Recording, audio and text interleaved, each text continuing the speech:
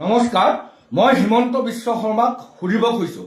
তেওঁ যে আজি কৈছে বিদেশত বানপানীৰ নামত ভিক্ষা মাগিব নোৱাৰিব বা ডনেশ্যন তুলিব নোৱাৰিব। মই হিমন্ত বিশ্ব শৰ্মা ডাঙৰীয়াক সুধিব খুজিছোঁ, আপুনি যে ৱৰ্ল্ড বেংক, এছিয়ান ডেভেলপমেণ্ট বেংকৰ পৰা লোন লৈছে, আপুনি সদায় লোনৰ পক্ষত থাকে, আপুনি সদায় ধাৰ লোৱাৰ পক্ষত থাকে।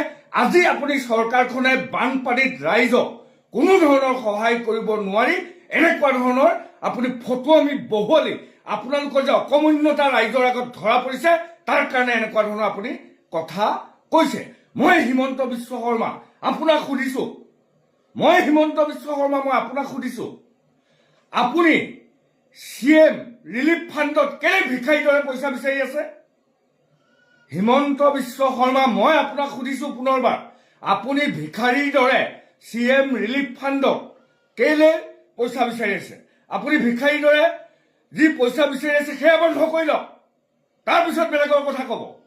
আপুনি আজি চৰাইদেউ, নাজিৰা, শিৱসাগৰৰ মানুহ মৰি গৈছে 15,000 টকাত। মানুহৰ মৃত্যু হৈছে, ঘৰ দুৱাৰ খেতি বাতি শেষ হৈ গৈছে।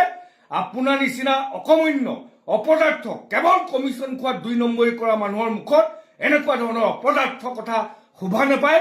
আপুনি দেখোন যুক্তি দিয়ে, ঋণ ল'লে আমুক হ'ব তামুক হ'ব, এনেকুৱা বহুৱালি কথা আপুনি বেলেগৰ আগত ক'ব। অসমীয়া মানুহ অসমৰ আগত এনেকুৱা কথা নক'ব।